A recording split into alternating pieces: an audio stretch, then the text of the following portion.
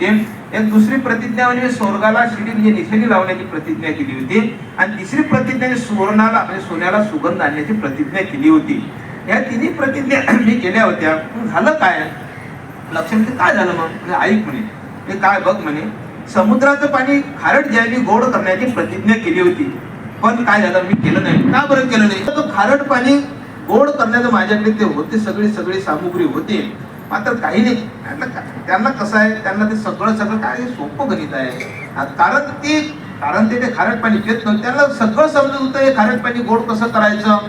ते का सोपं आहे म्हणजे सोपं आहे. आणि सोप्या गोष्टी माणसं करत नसते कधी पटकन होते. म्हणजे ते म्हटलं काय बाबा सोपं आहे म्हणून ते तसं राहून गेलं. आणखी त्यांनी सांगितलं मी स्वर्गाने काय निशाणी लावण्याचा मी प्रतिज्ञा केली होती. आणि मी कितीतरी वेळा स्वर्गात गेलो सोर्गातून खाली आलो. मला निशाणी लावणं का अवघड होतं काय. काहीच अवघड नव्हतं. मी काय एका मिनिटाने निशाणी लावली असती म्हणजे स्वर्गाला.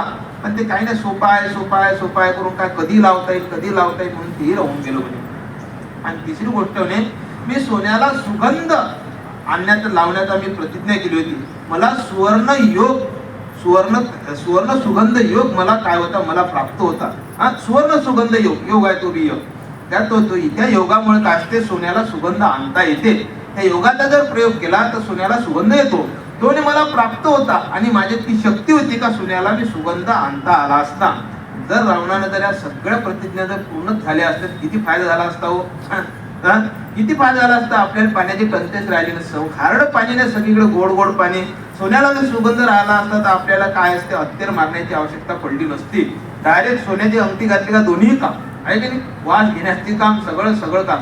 आणि स्वर्गाला जर निशाणी लावलीच तर आपण रोज अमृत आणलं असतं आहे की नाही.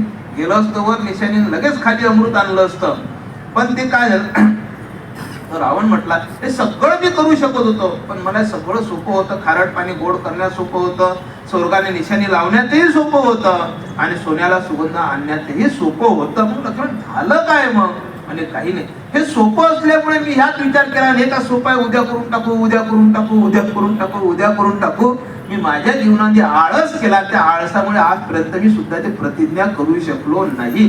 म्हणून मी जगाला एकच अनुभव देतात ज्यांनी जीवनात आळस केला तो जगात काहीच करू शकत नाही. ते रामाने सुंदर चिंतन आहे.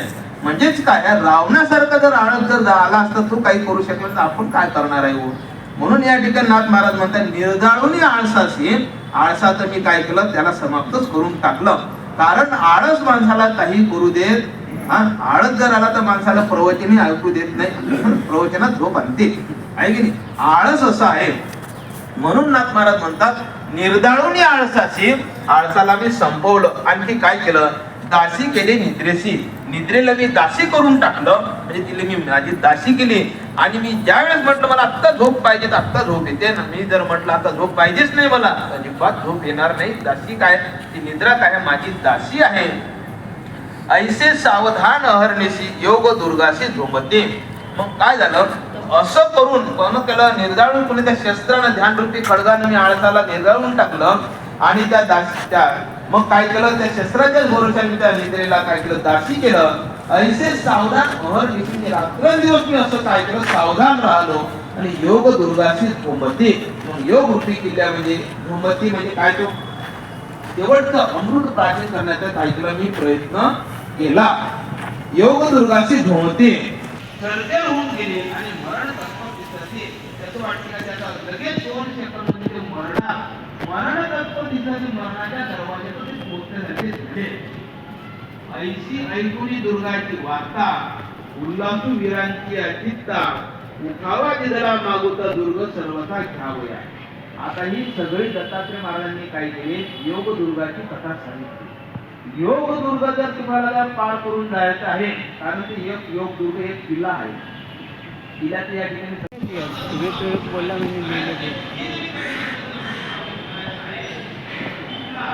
अभी 8 बजे चालू हो जाएगा ना.